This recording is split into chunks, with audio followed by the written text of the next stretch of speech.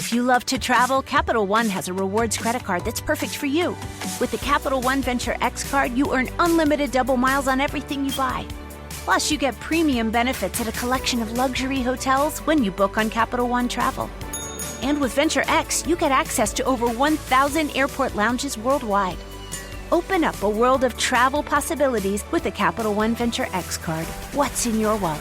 Terms apply. Lounge access is subject to change. See CapitalOne.com for details. If you're listening to this, you're ready. Ready to join the industrial intelligence generation. A generation defined not by age, but by a shared mindset. To connect teams, accelerate efficiency, and drive innovation. Using the power of Aviva software to reshape industries. Turning real-time insights into real-world growth. Discover our stories at industrialintelligence.com. Join Generation I. AI had the time of my life. AI never felt this way before. From building timelines to assigning the right people and even spotting risks across dozens of projects, Monday Sidekick knows your business, thinks ahead, and takes action. One click on the star and consider it done. And I owe it all to you. Try Monday Sidekick. AI you'll love to use on Monday.com.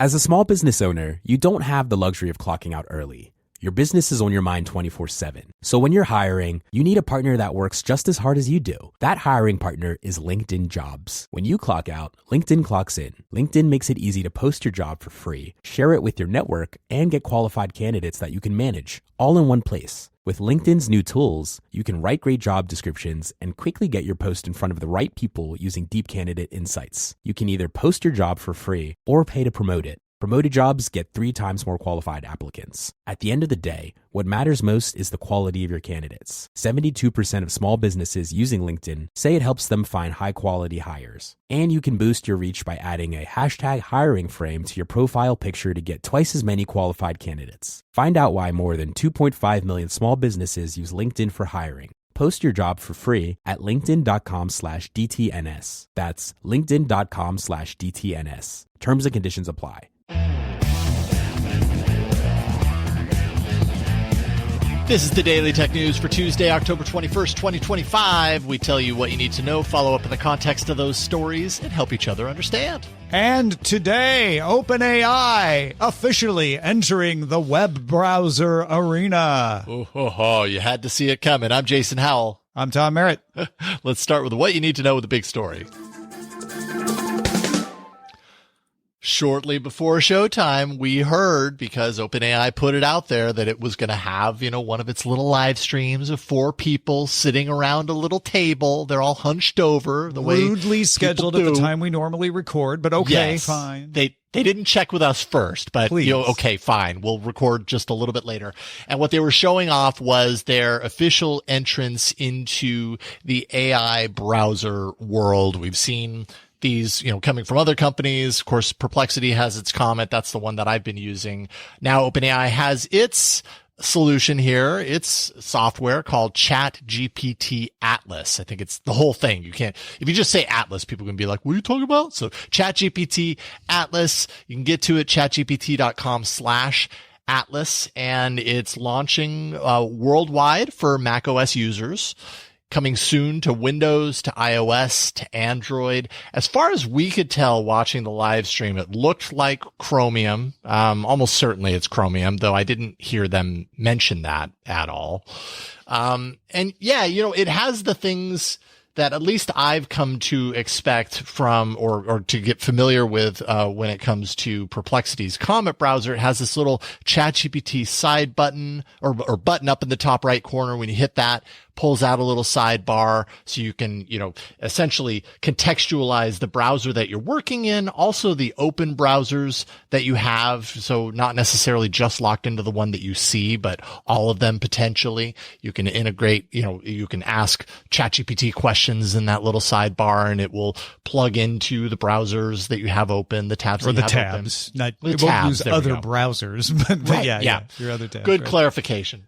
The Omnibox is a place where you can throw searches in. So if you just want to do a quick ChatGPT query in the the address box up top, you can do that. One thing that was interesting and definitely different is when they did that, it showed kind of like a multi-tabbed, within the window anyways, result. The first page of that result was your traditional ChatGPT results. And then it had these other tabs for image, video, and news that really, in some ways, resembled what I'm used to seeing from like a Google search page, absolutely. Right? I mean, and you see that on Bing and everything else too, because they're all imitating Google. Right. Yeah, that's true. That's true. So definitely with this kind of getting a little bit closer to the we replace search, use us instead sort of thing. Let's see here. Cursor chat, I think is what they call their little chip. It's like a writing assistance chip. So the example that they showed is you're in Gmail, you're writing an email, and a little OpenAI button, the chip, appears next to the text that you're highlighting, let's say, and that allows you to query around that or get writing assistance or spell check or whatever you need to do there. That's kind of neat and integrated. And then one of the big features that they showed off was agent mode. Now this is only available to Plus and Pro users, so paid users, at least for now. And they said it uses the browser for you, and you can actually watch it do its things inside of the tab.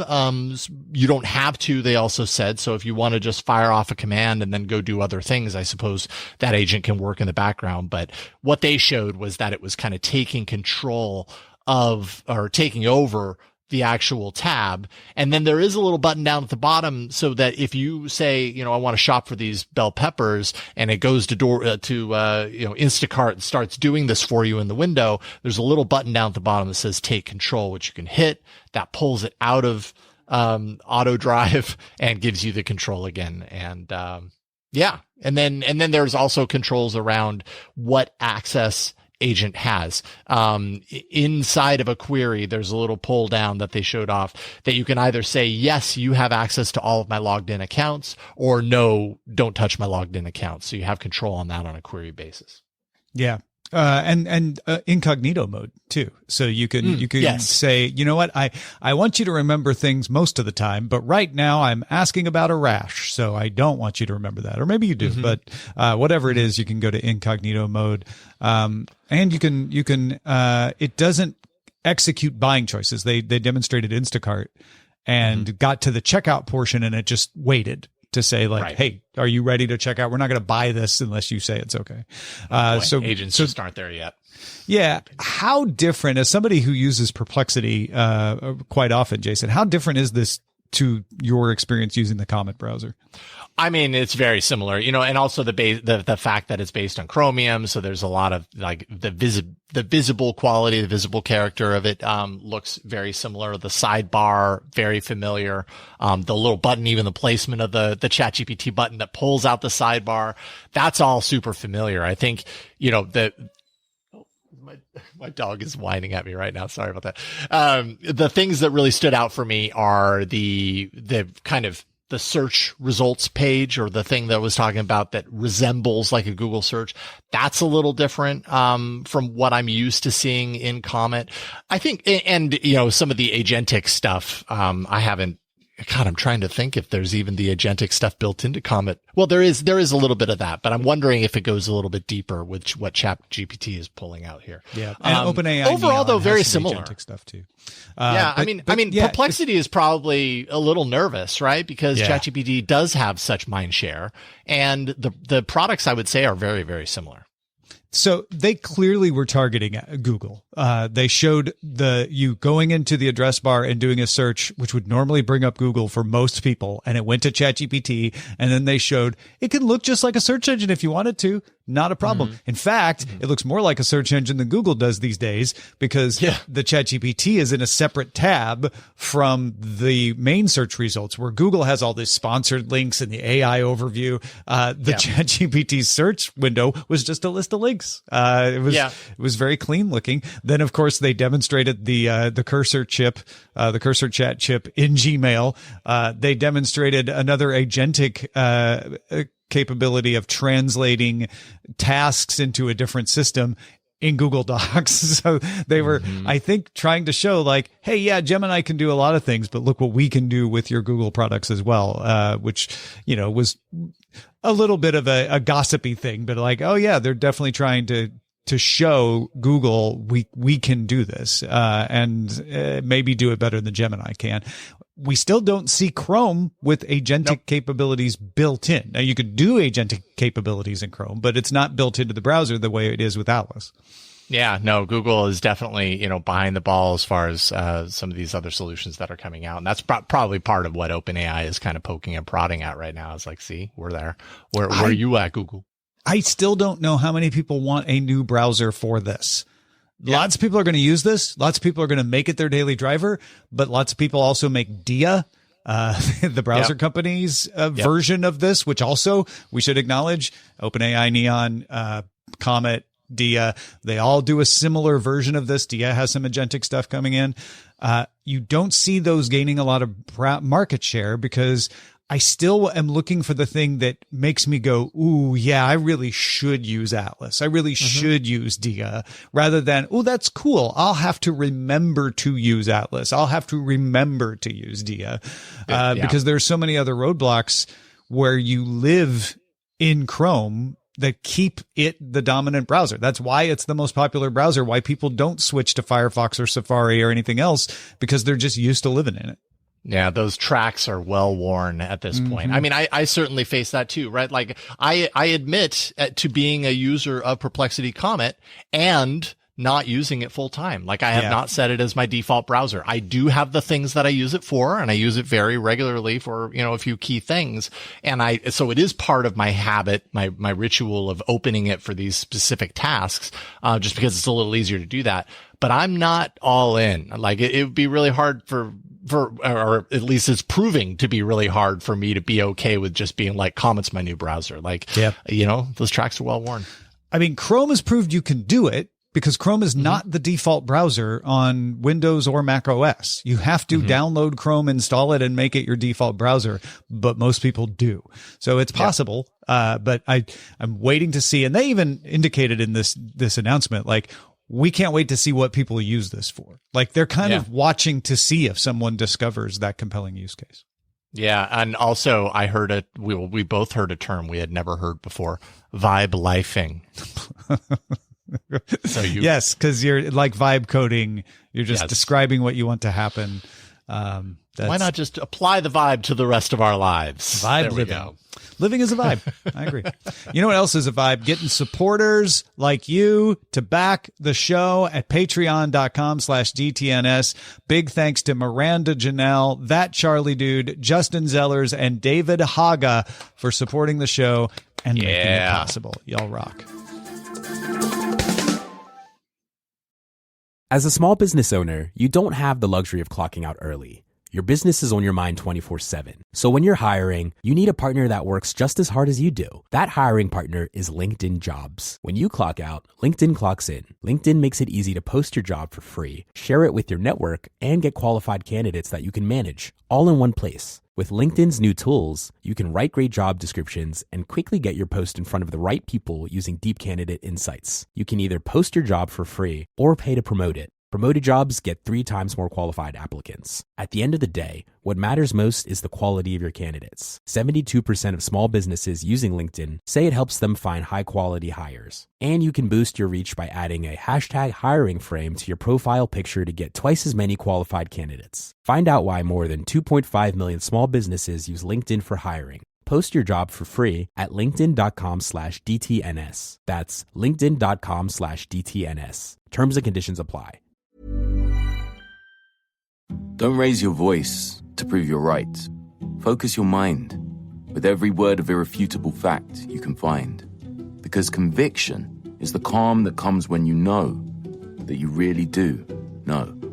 People who read the Financial Times know that they can shape their own perspectives with confidence because their viewpoints are informed by genuinely unbiased journalism. Clarity and conviction. Source, FT. Subscribe to the Financial Times at ft.com/sourceft. This episode is brought to you by Capital One. Capital One's tech team isn't just talking about multi-agentic AI. They already deployed one. It's called Chat Concierge, and it's simplifying car shopping. Using self-reflection and layered reasoning with live API checks, it doesn't just help buyers find a car they love. It helps schedule a test drive, get pre-approved for financing, and estimate trade-in value. Advanced, intuitive, and deployed. That's how they stack. That's technology at Capital One. You know what's wild? Most people are still overpaying for car insurance just because it's a pain to switch. That's why there's Jerry. Jerry is the only app that compares rates from over 50 insurers in minutes and helps you switch fast with no spam calls or hidden fees. Drivers who save with Jerry could save over $1,300 a year. Before you renew your car insurance policy, do yourself a favor. Download the Jerry app or head to jerry.ai/ACAST. If you're a smoker or vapor ready to make a change, you really only need one good reason. But with Zyn nicotine pouches, you'll discover many good reasons. Zyn is America's #1 nicotine pouch brand. Plus, Zyn offers a robust rewards program. There are lots of options when it comes to nicotine satisfaction. But there's only one Zyn. Check out zyn.com/find to find Zyn at a store near you. Warning, this product contains nicotine. Nicotine is an addictive chemical. There's more we need to know today, so let's get to the briefs. All right, so we should follow up on that big AWS outage. AWS finally marked its US East 1 outage as resolved at 6:01 p.m. Eastern Time on Monday, putting the entire outage, which started at 3:11 a.m. Eastern Time, at just short of 16 hours. The problem began, as we mentioned yesterday, with a DNS resolution problem in the DynamoDB API endpoint. Basically, that just means calls for data to that database API couldn't find anything. They didn't have the phone book, as Rob described it yesterday. They fixed that pretty quickly, 5:24 a.m. Eastern, so just a couple of hours. But by then, a subsystem responsible for loading EC2 virtual machines, which relied on DynamoDB, began to fail. And then now you're off to the races. That caused network load balancer health checks to fail. That led to connectivity issues in Lambda. Lambda is a way to run code without a server, serverless compute. Also caused problems in CloudWatch and caused problems in DynamoDB itself, like looping back the cascade, like hit DynamoDB again. They fixed that at 12:38 a.m. Actually 12:38 p.m. So they fixed that within 6 or 7 hours, but the network was a mess of queued requests by then, so they had to throttle EC2 launches. They had to throttle Lambda requests until they restored everything to normal operations. That happened at 6:10 p.m. Eastern. Some services still had a backlog after that, but they weren't throttled anymore. And so they called it resolved at that point. Things are still fine now. I think we're back to normal, but Amazon has not said what caused that initial issue in the DynamoDB DNS. So I will be keeping my ear to the ground if I hear either Amazon come out and say it, or someone kind of figure it out, or someone leaks it out, because they did a good job of explaining, once we detected this DynamoDB DNS issue, here's everything that happened. And they were very good and very forthcoming in explaining all of that, but they haven't said, which person pushed the wrong code, or what file got mistakenly updated, or what caused that issue in the first place. Oh boy, if it is a certain person, if it is a specific person, that person is encountering a major significant life event right now. Yeah, they are not life vibing. What? Yeah, no, they are definitely not life vibing. What's your perspective on what this means for the reliance in cloud computing in general? Like this, this is about as big as it gets. So many services that you wouldn't have even imagined would be connected to anything along the same lines, they all went down. It was pretty hard to not notice it in some way, shape, or form. Does this mean that our cloud infrastructure is too narrow? No, it doesn't. And in fact, when we get to our emails at the end of the show, we've got some good theories as to why there are too many services concentrated in that US East 1 region. But when US West goes down, which happens sometimes, it doesn't have this effect. You don't hear this happening with Azure. You don't hear this happening with others. There is something specific about US East that probably needs to be resolved, but I don't think we should panic and say, oh, because US East has a problem, cloud infrastructure is a problem. We're putting too many things. We have great competition in cloud. Azure and AWS are at loggerheads. Google is making progress. Oracle's now making progress. I don't think this should be everybody take their shoes off from now on going through security situation. But like I said, we could talk about this a little more about why does US East have too much too much of an effect on things. And maybe Amazon needs to do something about that. Because this does happen every couple of years now, as we mentioned yesterday. Yeah, interesting. Well, I'm sure Amazon will be back, just like Napster. Napster's back. Yeah, there's a nice segue.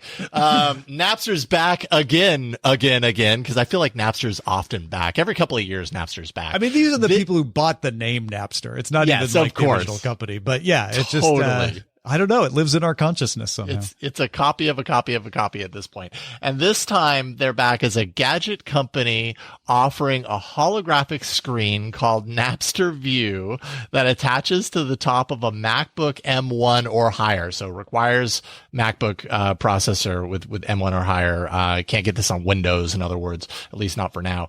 And it shows on this little screen, this holographic screen, one of 15,000 agents that, keep you company. The device can monitor the contents of your screen. It can analyze the user's facial expressions with permission, of course. And so you get from that insight into what you're working on, suggestions while you work. The agents use models from a wide variety of services, depending on the function or the necessity. The avatar is created through a partnership, at least partially, with 11 Labs. And, if you're wondering, like, hey, Napster's a music company, like, what the heck? The agent can also create music if you're into that sort of thing. So there's the music shoehorn for Napster View to exist. It starts at $99 with additional service fees. I saw you have to subscribe to your friend. Okay, that makes sense. Oh my goodness. Yeah. This is like Tamagotchi meets agentic browsing. is what this sounds like to me. Honestly, I'm sure some people have fun with this. It's probably tempting to shake your head and go, oh my gosh, this is the stupidest thing ever. But there have been stupider things. And I don't think this is necessarily the weirdest thing that people could do with this. Some people like stuffed animals sitting on their desk. This is like the stuffed animal of gadgets, sort of just a little companion. It's not that bad at $99, no. Although you'd have to pay a service fee for it. It has nothing to do with music, though, which makes me think that at some point all restaurants will be Napster. That is the weird thing about this is because, I know obviously stuck in that music thing, but it really isn't about that, is it? No, it's not at all. We have a history that goes back with Napster. We have an association with it because we lived through the Napster era. It's hard to see Napster and to not immediately think about that. And I get the idea of, it's IP that everybody recognizes. There's got to be some value here. We'll see what happens here. I think, in the world of AI and technology right now, there's this kind of a subset, a tangent in AI that is, what is an AI hardware? What is AI hardware? What can it be? What is it defined by? And they're all, kind of throwing little pieces of spaghetti at the wall to try and figure this out. And that's where this squarely lands, eat it up, obviously. Yeah, there's a little Y2K nostalgia too, with the Napster name. So, yeah. Yep. Indeed. Well, the New York Times has seen leaked documents that indicate Amazon plans to automate 75% of its operations, which could mean 600,000 potential jobs would be handled by robots by 2033. This is being reported as job loss, but it's job loss in the sense of those are jobs that otherwise might have added humans in some cases. They're not all eliminating jobs. Some of it is, instead of having to add jobs, we will do this instead. It could reduce the costs for Amazon by 30 cents per item. That would save Amazon around $12.6 billion by 2027 because they move a lot of items. Amazon is also considering strategies to counter backlash. There are documents, I should say, that ponder countering backlash by doing things like avoid terminology like automation and AI, use advanced technology, and my favorite, cobot for a robot. that cooperates with you. Oh, so nice. Amazon told The Verge, quote, leaked documents often paint an incomplete and misleading picture of our plans, and that's the case here. In our written narrative culture, thousands of documents circulate through the company at any given time, each with varying degrees of accuracy and timeliness. I think that is a fair response. And the fact that they said that's what's the case here is them pointing out, like, yeah, we have documents where people are like, what if we did this? What if we did that? What are the estimates? That doesn't mean it's our plans. On the other hand, whether it's 600,000, whether they're not going to use the term cobot or will is irrelevant. There are going to be a lot of automation here. What this New York Times reports leaves out is any indication of Amazon's ability to take those efficiencies and create new businesses. And that's probably what Amazon doesn't want to tell anyone, but is indicating, like, we also have plans that would create jobs as well. And they did try to say, like, we're creating jobs all the time right now. But that is the important question here. It's not get mad at Amazon because they're going to get rid of 600,000 potential jobs. It's, are you going to create more than 600,000 jobs with the extra capacity that you get by automating? Yeah. I mean, it's just a very sensitive time right now, with people when it comes to the potential of job loss, the uncertainty around what AI can and cannot or will and will not do. And, certainly Amazon is right at the top of this, that heap when it comes to the spotlight that is put upon them as far as, like, you took our jobs and all that kind of stuff. Yep. So, and then at the same time, I totally agree. I think the response is super fair. I think companies, whether you're Amazon or any other company, in order to do business properly, you have to consider all options about what it means to be a healthy business. And that doesn't necessarily mean that you do these things, but it does mean that you may reject those options, but you have to consider everything. And I guarantee you all companies that exist have considered things that someone, if they saw the possibility that it may happen, then it ultimately doesn't. But if they saw that, it'd be like, oh, I can't believe you even consider that. Well, they're a business. And really at the end of the day, they have to report to the shareholders and consider these things. And not even Amazon famously doesn't satisfy its shareholders. It has kept margins really low. It also just wants to make a sustainable business. Yeah. I think if you're someone who's like, hold on though, I don't want to go easy on Amazon, don't get lured into criticizing them for getting rid of 600,000 jobs, because it will be easy for them to defend that and say, but we're not. These are jobs that wouldn't have been created, blah, blah, blah, blah, blah. What you want to come at them is, how is your automation going to create jobs? How is it going to increase welfare for people? Hold their feet to the fire on that. Mm-hmm. Indeed. This one just kind of stuck out. It's not like the biggest news in the world, but I think it's interesting. Digital picture frame company Aura now offers its first color e-ink frame. It's called simply Ink, with a 13.3-inch Spectra 6 display. It's cordless as well, and it's pretty pricey, $499. But the battery inside of the frame lasts, reportedly anyways, up to 3 months, because, it has that e-ink technology. And because it's cordless, you can really mount this frame anywhere, and it doesn't require that constant power source like an LED digital frame does. It always has to be plugged in, then you got to hide the cord, that sort of stuff. The e-ink panel shows 60,000 colors. The Verge noted that some photos that have like heavy saturation or maybe a lot of detail in darker parts of the image might not look as good as brighter images, just simply because color e-ink isn't as crisp and vibrant as, say, an LED technology. But users can upload photos remotely with support for Google Photos and Apple Photos, and the frame does do the thing where it auto wakes when motion is detected. That actually extends battery life as well, because it keeps it power, the screen off. I guess the lighting on the screen, anyways, off unless there's somebody in the room. So yeah, one of the benefits of e-ink is you don't have to supply power to keep the image up. The image just stays up. And it's fun to see the new things that color e-ink is bringing us. Finally, totally wanting color e-ink to be practical for a long time. Yeah, I think that's pretty neat. Apple's iOS 26.1 developer beta has introduced a new setting to let users adjust the transparency level of liquid glass. You get two options. You could either have it clear, which is what everybody has now, or tinted, which kind of subtly shifts colors and contrast to improve readability. It makes it look sort of frosted. Apple also added a feature that lets you disable swipe to camera from the lock screen for better privacy. Okay. So, all right. So Apple, so much has been said about this whole liquid glass thing, I think, at this point. And, I'm used to hearing Apple being not bulletproof, but pretty solid when it comes to the decisions they make on design. They don't always make the right decision, but this clearly has people, this hasn't been a slam There is dunk, a subsection of people. I'll be honest. Most people don't care. Most people got used to liquid glass within their first couple of days, but there is a subsection of people that this does not work for.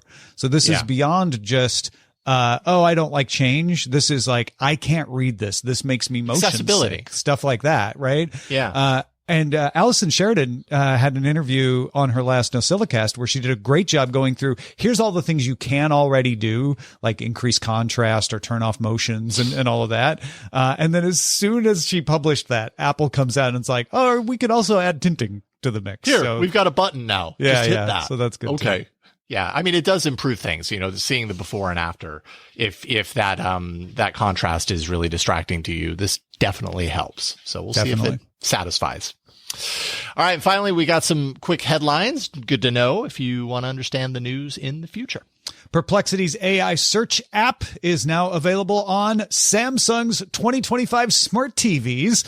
The 2023 and 2024 models will receive the app later this year. Curious to see how that surfaces there. Google and Epic Games requested an extension to October 29th for Google's deadline to comply with a court order that requires sweeping changes to the Play Store related to its loss to Epic Games. Yeah, Epic asked for that delay. Interesting. Yeah, it's so interesting. I don't understand. For the third year, HBO Max has raised its price. The basic with ads plan goes up $1 to $10.99. Standard with no ads goes up $1.50 to $18.49. And premium, which adds 4K, goes up $2 to $22.99. And finally, your last dose of AI, maybe not until the feedback anyways. Anthropic is launching a web app for Claude Code for Pro and Max plan users. It allows them to access its coding agents, AI coding agents, directly from the browser instead of having to use the command line. If you want to talk about stuff like this with us, we've actually been talking about servers and the AWS outage and all kinds of things in our Discord. You can join our Discord by linking your Patreon account at patreon.com/DTNS.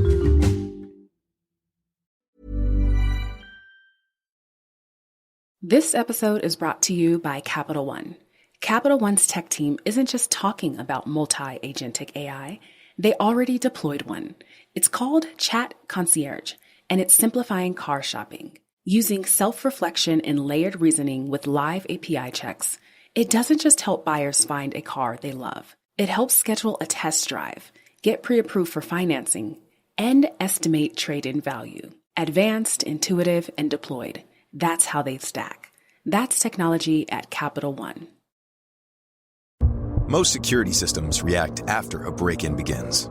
That's too late. SimpliSafe is different. It's proactive. ActiveGuard Outdoor Protection uses AI-powered cameras to spot suspicious activity before criminals get inside. Live monitoring agents can see, speak to, and scare off intruders in real time, quickly calling police if needed. To get 50% off your new system, go to simplisafe.com/podcast. That's simplisafe.com/podcast for 50% off. There's no safe like SimpliSafe. We end every episode of DTNS with some shared wisdom. Today, TJ and Matt are helping us understand why it always seems to be AWS's US East 1 region that causes these major outages. Yeah, TJ wrote to answer that question, there is still latency over the wire, and data centers on the US East Coast are closer to Europe and closer to the majority of users in the United States. more people live east of the Mississippi than west. That's actually true for Canada, too. TJ writes, the company I work for uses Azure, not AWS, and the same reasoning applies. The further you are from the data, the longer it takes to get the data back. Same goes for using virtual machines and other services in those centers. Yes, it may seem like less than a second, but multiply that by many billions of bits of data and it adds up. This is the same reason the companies that do automated stock and commodity trading invest huge money on large throughput and try to be as physically close to stock data centers as possible. Microseconds in an automated trade delay can cost or gain you millions of dollars. Super true. But why not have better redundancies, just in case? Well, Matt wrote, I think part of the reason you don't see this as much with other regions is exactly as you pointed out. Since AWS grew out of that region, so many core things for customer apps are hosted there too. Most customers that are in other regions had the advantage of thinking about multi-region out of the gate, so they were able to make better decisions. Yeah, there's just a lot of companies that started when US East was the only region, apparently, and never added redundancies. Many did, and you saw those companies not go down as fast. And more recent customers, at least according to Matt, were like, oh, okay, we want that US East so we get the lower redundancy with Europe, but we're also going to add West. We're going to add Europe. We're going to add a Europe data center. We're going to add all that stuff. So it's just kind of a historical thing, which goes back to what we were saying earlier. I think Amazon does need to do more to get companies to add those kinds of redundancies and not have it feel like just a sales job. Maybe give people discounts, free migrations, whatever it takes, but add that in so that if there is a problem in one region, it is not so significant. Interesting. Well, what are you thinking about? You got some insight into the story like Matt and TJ did? Share it with us. Our email address is feedback@dailytechnewsshow.com. Big thanks to TJ and Matt for contributing to today's show. And thank you for being along for Daily Tech News Show. You can keep us in business. We hope that you do become a patron. All you got to do is go to patreon.com/DTNS. We'll see you tomorrow.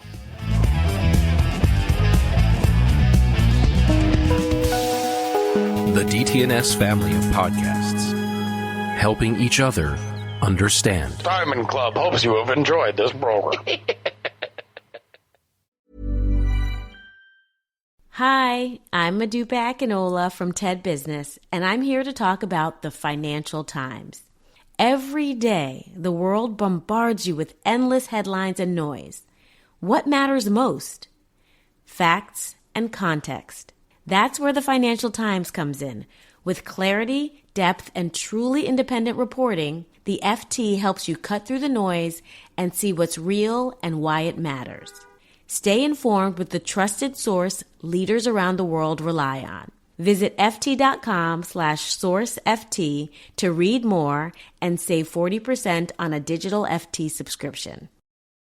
This episode is brought to you by Capital One. Capital One's tech team isn't just talking about multi-agentic AI. They already deployed one. It's called Chat Concierge, and it's simplifying car shopping. Using self-reflection and layered reasoning with live API checks, it doesn't just help buyers find a car they love. It helps schedule a test drive, get pre-approved for financing, and estimate trade-in value. Advanced, intuitive, and deployed. That's how they stack. That's technology at Capital One.